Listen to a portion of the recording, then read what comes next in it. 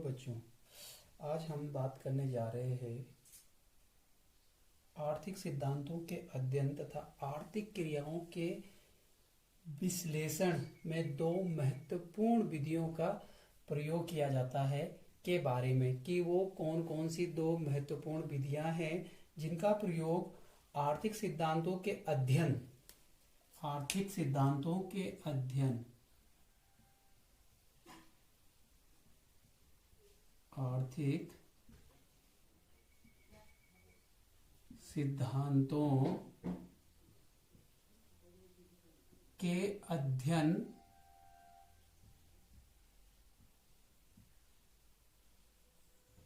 तथा आर्थिक क्रियाओं के विश्लेषण में किया जाता है तथा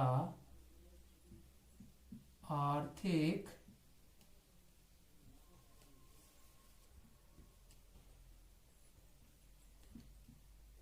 क्रियाओं के विश्लेषण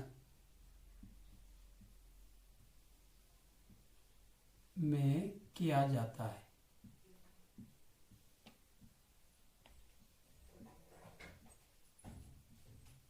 आर्थिक सिद्धांतों के अध्ययन तथा आर्थिक क्रियाओं के विश्लेषण में दो विधियों का प्रयोग किया जाता है। एक है सूक्ष्म,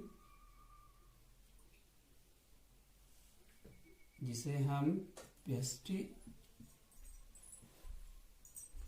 भी कहते हैं, और दूसरा है व्यापक, जिसे हम समष्टि के नाम से भी जानते हैं। इन दो विधियों का प्रयोग जो है आर्थिक सिद्धांतों के अध्ययन तथा आर्थिक क्रियाओं के विश्लेषण में किया जाता है। इन दो विधियों का प्रयोग, ठीक है, इन दो विधियों का प्रयोग ही आर्थिक सिद्धांतों के अध्ययन तथा आर्थिक क्रियाओं के अध्ययन में किया जाता है। ठीक है, अब हम बात करते हैं सूक्ष्म अर्थशास्त्र की।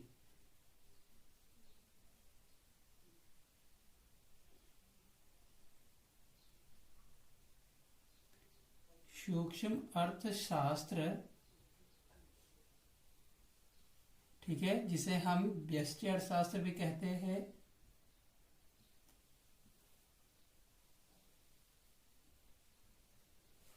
सूक्ष्म अर्थशास्त्र, ठीक है, सूक्ष्म अर्थशास्त्र का मतलब होता है छोटा। सूक्ष्म का मतलब क्या होता है? छोटा। ठीक है, इसमें शब्द माइक्रो,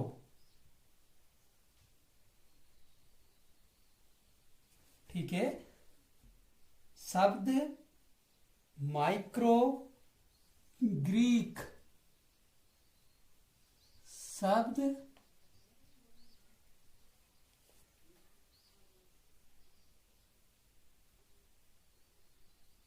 माइक्रोज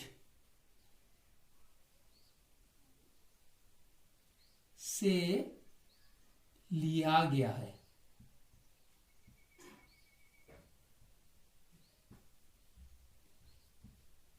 ठीक है, जो ये शब्द है माइक्रो, ठीक है, कौन सा शब्द है? माइक्रो शब्द।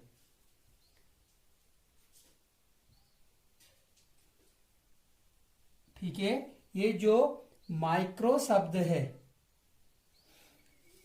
माइक्रो शब्द जो है वो ग्रीक शब्द के माइक्रोज से लिया गया है, जिसका अर्थ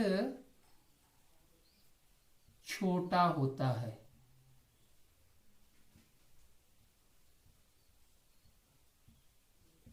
जिसका अर्थ छोटा होता है। ठीक है, अब है व्यापक अर्थशास्त्र।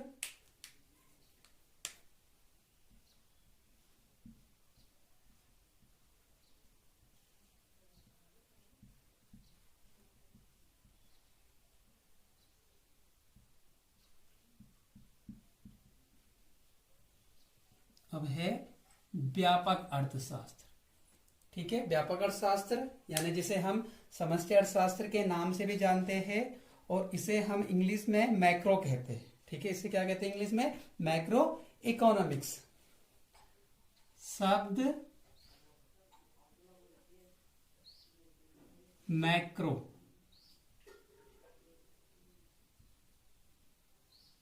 ठीक है, शब्द मैक्रो ग्रीक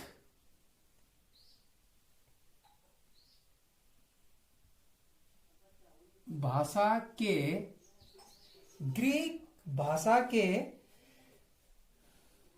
शब्द मैक्रोज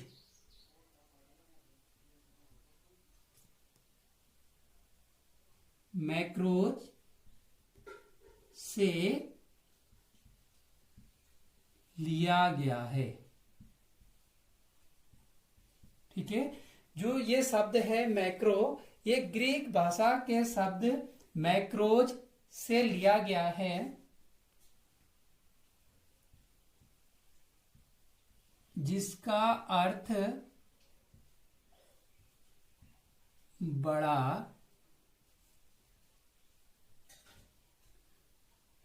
होता है। जिसका अर्थ बड़ा होता है। अब बात करते हैं व्यष्टि अर्थशास्त्र की परिभाषाओं की। व्यष्टि अर्थशास्त्र की परिभाषाएं।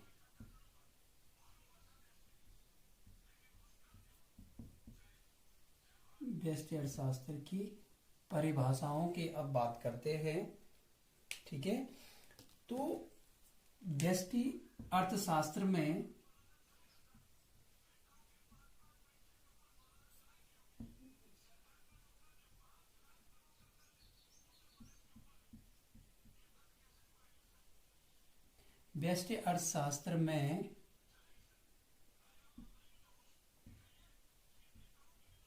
अर्थव्यवस्था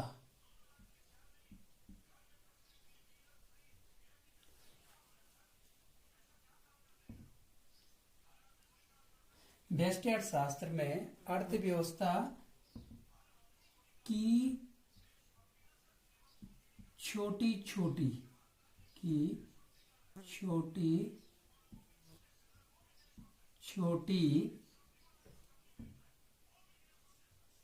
इकाइयों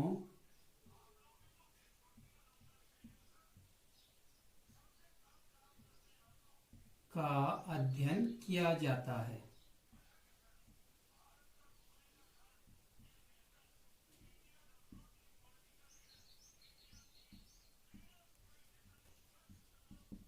ठीक है, व्यष्टि अर्थशास्त्र में अर्थव्यवस्था की छोटी छोटी इकाइयों का अध्ययन किया जाता है, जैसे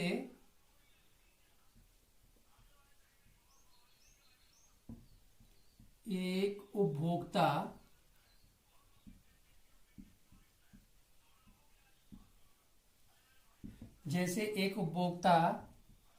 एक फर्म,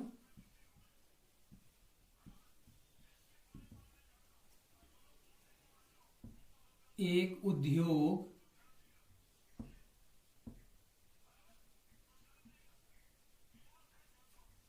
आदि।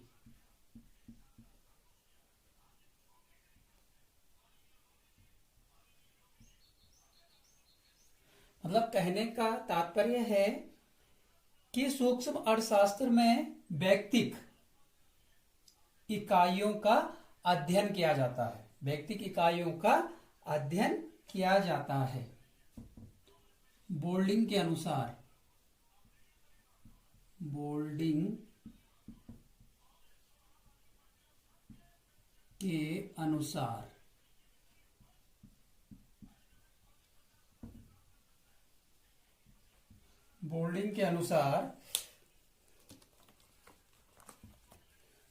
सूक्ष्म अर्थशास्त्र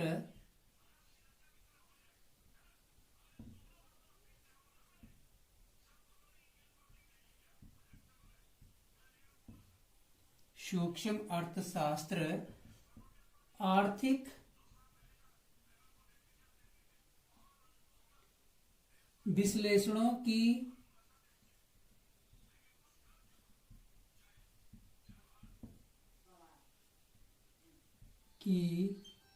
वह शाखा है जो व्यक्तिगत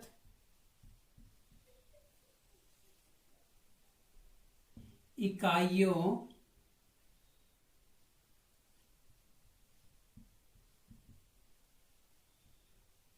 के आर्थिक व्यवहार का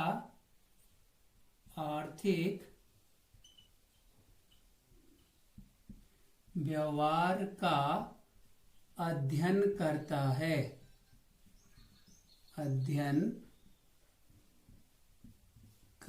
है। ठीक है, प्रोफेसर बोल्डिंग कहते हैं कि सूक्ष्म अर्थशास्त्र आर्थिक विश्लेषणों की वह शाखा है जो व्यक्तिगत इकाइयों के आर्थिक व्यवहार का अध्ययन करती है, ना कि इकाइयों के समूह का, ना कि इकाइयों के समूह का। ठीक है, सूक्ष्म अर्थशास्त्र क्या करती है? व्यक्तिगत इकाइयों के आर्थिक व्यवहार का अध्ययन करती है। व्यक्तिगत इकाइयों के आर्थिक व्यवहार का अध्ययन करती है, ये इकाइयों के समूह का अध्ययन नहीं करती है। अब हम बात करेंगे व्यष्टि अर्थशास्त्र की विशेषताओं की, कि व्यष्टि अर्थशास्त्र की कौन कौन सी विशेषताएं हैं। तो व्यष्टि अर्थशास्त्र की विशेषताएं, व्यष्टि अर्थशास्त्र की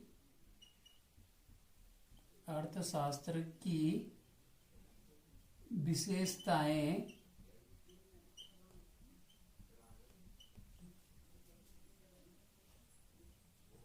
इस प्रकार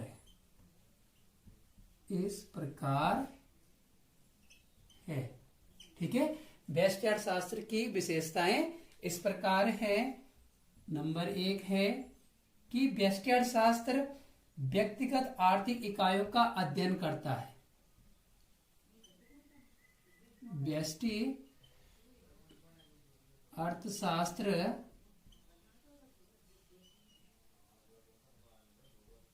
आर्थिक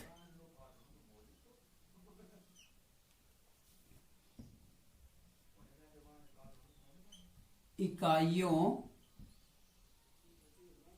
का अध्ययन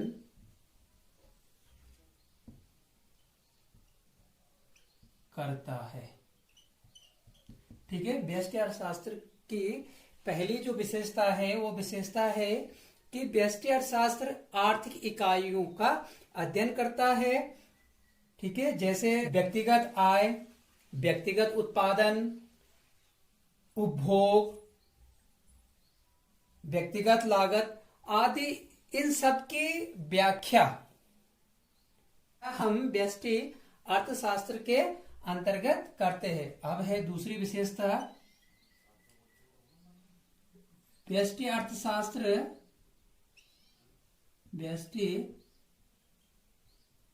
अर्थशास्त्र अति सूक्ष्म चरों का अध्ययन करता है। ठीक है, जो हमारा व्यष्टि अर्थशास्त्र है वो अति सूक्ष्म चरों का क्या करता है? अध्ययन करता है। अति सूक्ष्म चरों का अध्ययन का मतलब है कि वह जो है एक फर्म, एक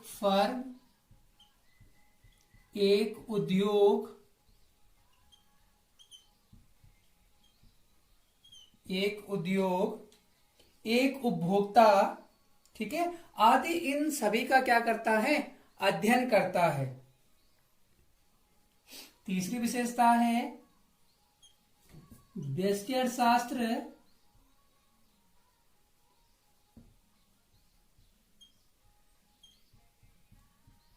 व्यष्टि अर्थशास्त्र व्यक्तिगत कीमत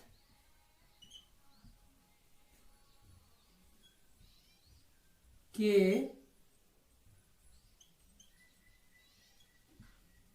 निर्धारण का अध्ययन करता है।